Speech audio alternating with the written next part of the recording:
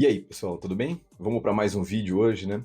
E antes de mais nada, preciso fazer aquele pedido recorrente para vocês de que se inscrevam no canal se é a sua primeira vez, se você não é inscrito ainda, curta o vídeo, compartilhe com seus amigos, isso ajuda muito o algoritmo de engajamento do YouTube e a gente continuar fazendo esse trabalho, tá? Mas hoje eu quero falar com vocês sobre uma coisa interessante que acontece no meio de praticamente todas as religiões tradicionais que nós temos conhecimento e acesso, né, aos materiais, que é justamente a questão de uma manifestação divina no plano terreno. Ou seja, a fonte criadora se manifesta no plano dos homens, seja como um filho, seja como um avatar, seja como um profeta, para que ele diga acerca da existência desse ser, seja ele Alá, seja ele Yahvé, seja ele Adonai, seja ele quem for, Krishna, seja qualquer deus das religiões tradicionais, e através desse avatar, dessa manifestação na Terra, ele consegue dizer para as pessoas como elas devem se comportar, no que elas devem acreditar, etc. A provocação que eu faço nesse vídeo é que se você fosse um Deus todo-poderoso, uma manifestação criadora de tudo que a gente conhece, não seria mais fácil você mostrar para as pessoas a sua existência, ao invés de você mandar alguém ou se manifestar na forma humana? Não seria mais fácil, talvez, você abrir o céu em toda a sua glória e mostrar o seu corpo de Shiva, de Krishna, mostrar-se como Deus, né, no alto da sua glória, para que todas as pessoas entendessem que você existe? Baseado nessa provocação, muitos vão dizer, principalmente os religiosos, que Deus faz isso porque quer que as pessoas acreditem nele sem ver ele, porque vendo ele é mais fácil. Outros vão dizer: ah, Pedro, mas Deus não pode se manifestar dessa forma porque o homem não aguentaria.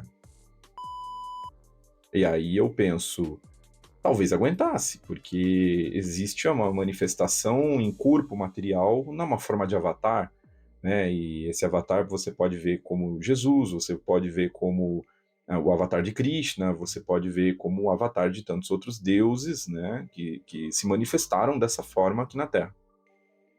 A grande questão aí é que se a gente pensa num princípio único e criador, onisciente, onipresente, onipotente, fica difícil a gente imaginar que ele seja tão dependente do corpo humano para fazer com que outros homens entendam, né, que ele existe, dizer, oi, tô aqui. E dessa forma deve existir um motivo por trás disso tudo. E aí analisando, né, todas essas histórias avatáricas, messiânicas que a gente ouve nas religiões tradicionais, e isso é uma observação que eu faço para todos vocês. É muito importante você sair da sua caixinha. Se você é cristão, você estudar o islamismo. Se você é islâmico, você estudar o cristianismo, o judaísmo. Se você é qualquer uma dessas religiões que eu citei, estudar o budismo, estudar o shivaísmo, o krishnaísmo, estudar qualquer uma das outras manifestações, para que você entenda que grandes e importantes aspectos que permeiam as religiões, eles são trazidos por todos os avatares, por todos os profetas e por todos os aqueles que vieram de alguma forma na representação de um Deus criador. Mas prosseguindo, vamos pensar a seguinte situação. Muitos desses avatares disseram que existe um pai criador e que eles são um filho, ou que eles são o próprio criador manifestado aqui na Terra. Então, a gente pode entender que talvez haja um limite que não deve ser rompido entre esses deuses e o mundo material. Ou seja, para romper isso, você precisa vir no corpo físico. Esse é o primeiro ponto. O segundo ponto, importante também, é que muitos deles falam que vão voltar. As pessoas precisam acreditar num retorno desses deuses. E, basicamente, todas as religiões estão esperando novamente o retorno destes deuses manifestados.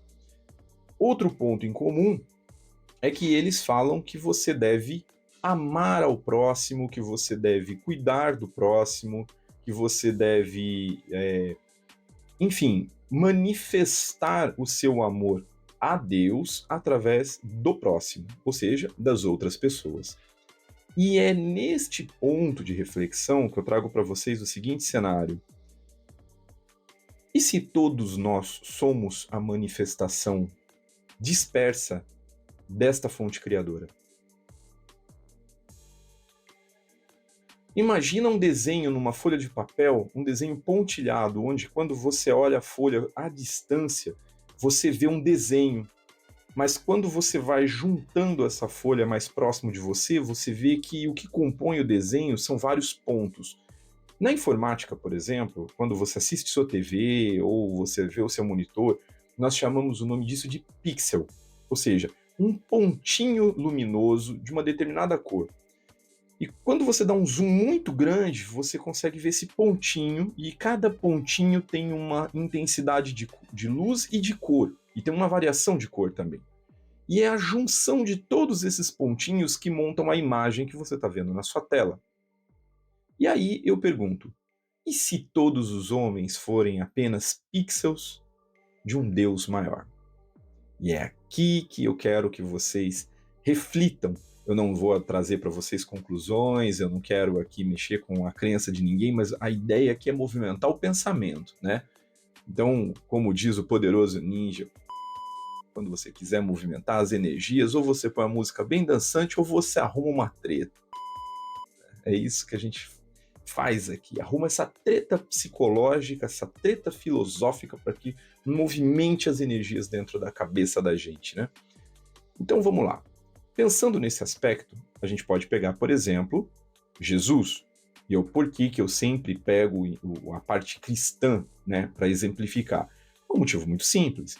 No Brasil, nós temos 220 milhões de habitantes e mais de 90% de base cristã. Então, se eu quero trazer um exemplo que consiga ter maior abrangência, acaba que eu tenho que trazer o exemplo do cristianismo. E Jesus trouxe coisas importantes. Por exemplo, ele diz que quando você dá de comer aos pobres, você dá de comer a ele. A quem? A manifestação de Deus, porque Jesus veio como filho, filho como manifestação de Deus. Por isso que se diz que Deus é três e ao mesmo tempo um. Então, Jesus é uma parte de Deus manifestada na Terra. E quando você dá ao outro, você dá um pobre, um miserável, ou você ama uma pessoa, você está amando a ele, você está dando de comer a ele, você está, de certa forma, acolhendo Deus pelo outro. Não faz sentido se a gente pensar que cada um de nós é um pontinho, é um pixel da pintura divina, da composição de Deus? Ou seja, se eu mato o próximo, eu mato uma parte de Deus. Se eu ofusco o próximo, eu ofusco uma parte de Deus, que está ali com o brilho, com a posição, com a localização, com a intensidade de luz específica neste plano para compor esta imagem. Vocês imaginam se os pixels da sua tela começassem a brigar entre eles, você ia ter manchas escuras na sua tela, você ia ter falhas dessa imagem, e isso não ia ser legal para você, porque ia ficar imperfeito. Então, isso faz sentido quando esses avatares, esses messias, dizem que você tem que acolher ao próximo para acolher o todo. Você tem que amar o próximo para amar o todo.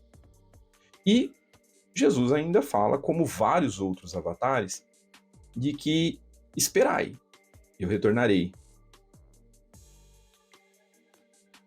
E aí vem a questão.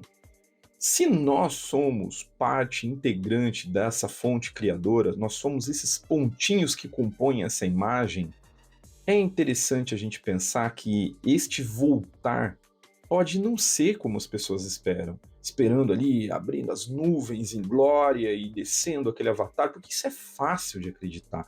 Qualquer pessoa acreditaria nisso, né? Porque você está vendo o sobrenatural manifestado, você está vendo o metafísico manifestado, isso não faz parte do dia a dia, da rotina da maioria das pessoas, exceto, obviamente, daquelas que estão dentro das religiões, dentro do esoterismo religioso e dentro do ocultismo. porque elas estão com esse objetivo e elas acabam fornecendo meios para que isso aconteça.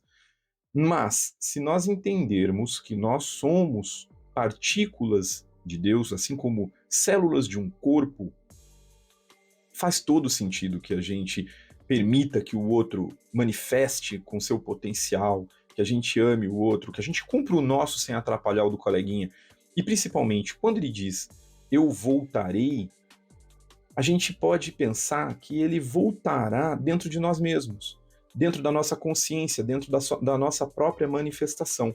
Nessa linha de pensamento, muitas escolas iniciáticas, como por exemplo a Rosa Cruz, traz o conceito do Cristo interior, ou seja, você vai aumentar o seu nível de consciência, você vai melhorar a sua conduta, você vai expandir a sua espiritualidade para que Deus, o Cristo interior, se manifeste através de você. Olha que legal. Então, alguns esperam um retorno exterior, enquanto outros buscam esse retorno interior. Muitos acreditam que Deus está lá, distante, olhando, vendo as coisas aqui na Terra. Outros acreditam que Deus está aqui, dentro de você, grudado em você, numa partícula manifestada dentro da sua essência, que uns vão chamar de espírito, outros vão chamar de essência divina, né, de centelha divina, que teria sido aquilo até que alguns falam que foi o que Deus soprou nas narinas de Adão. Outros, dentro da linha ocultista, vão chamar isso de Ságia, o sagrado anjo guardião, né? Ou seja, aquilo que você é de fato, aquilo que você tem de real, fora essa manifestação temporal chamada corpo físico, do qual nasceu um dia e vai morrer um dia. Então, perceba que, no fim das contas, todas as religiões que pregam o amor ao próximo, que pregam a atitude solidária ao próximo, que pregam que você seja uma pessoa boa, que você seja uma pessoa correta, que você não prejudique os outros, né? Você continua tendo livre-arbítrio, você vai fazer tudo o que você quer fazer na sua vida, porém sempre respeitando o limite entre aquilo que você faz para a sua vida e o impacto que isso causa na vida alheia. Tá? Esse é o limite do livre-arbítrio e até mesmo do respeito, obviamente. Basta você ter um pouco de bom senso e você vai entender que é necessário, mas a ideia é que todas elas vão dizer a mesma coisa. Não atrapalhe o rolê do coleguinha, ajuda no que você puder, e você vai estar ajudando o todo, você vai estar ajudando a Deus, você vai estar ajudando o princípio criador, dê o nome que você quiser. Mas fazendo o seu individual e auxiliando os outros a fazerem o deles, você auxilia o todo, ou seja, o seu brilho e a sua cor na sua posição correta da tela é o que a gente chama de verdadeira vontade. Bacana. E se eu posso ajudar os pixels ao meu redor a fazerem o deles sem interferências minhas, nós começamos a ter a composição de uma tela, de uma imagem, que é o todo, que faz sentido, que está planejada, que está funcionando. Já tinha visto por esse lado? Já tinha visto por esse ângulo? É muito comum as pessoas, principalmente aqui no Ocidente, terem a ideia de religiosidade correta, ou seja, a minha religião é a certa, a sua é errada, a minha religião é a única que diz a verdade, a sua não, a religião do Ocidente é a correta, do Oriente é estranha, porque trazem manifestações divinas com partes de animais, com coisas desse tipo. Mas você já pensou que é justamente uma questão simbólica apenas para dizer que tudo faz parte da mesma coisa? Quando você vê, por exemplo, um deus com cabeça de elefante, como Ganesha, e aí você fala, que esquisito um deus com cabeça de elefante. Você já estudou isso? Você já foi atrás para você entender o que o elefante significa para esse povo? Que ele significa sabedoria, que a cabeça dele de elefante significa a consciência expandida, a sabedoria, a memória, o conhecimento.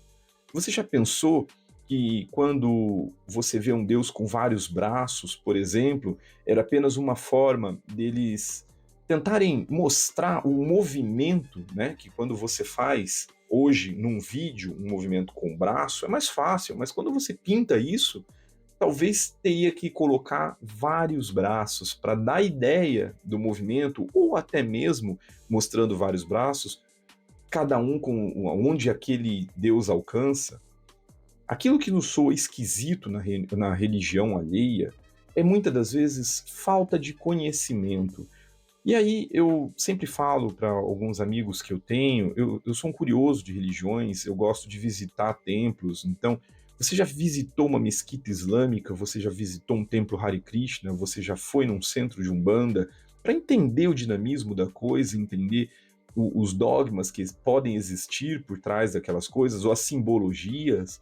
Isso é muito importante para a gente entender o mundo que a gente está inserido, o comportamento das pessoas, os comportamentos sociais, as morais locais e temporais, e principalmente entender que a nossa religião talvez não seja a única que está falando aquilo que a gente repete como se fosse um papagaio, sem entender as coisas. A minha ideia nesse vídeo é trazer para vocês essa provocação, essa ideia. Espero que vocês tenham gostado. Se você ainda não se inscreveu ou não é inscrito no canal, peço que se inscreva, ative o sininho, veja os outros vídeos, diga se você concorda, se você não concorda, participe aí nos comentários, é sempre muito importante para aumentar o engajamento e principalmente para a gente construir um debate bacana e respeitoso. As pessoas que já estão acostumadas a interagir comigo nos vídeos aqui sabem que eu não sou uma pessoa de agressão, de discussão, eu gosto de ouvir as ideias, posso concordar, posso não concordar, vou dar a minha, você vai dar a sua, e é assim que a gente compõe um lugar saudável para a gente discutir, sejam as nossas dúvidas, as nossas certezas, tá bom? Valeu, pessoal, até mais.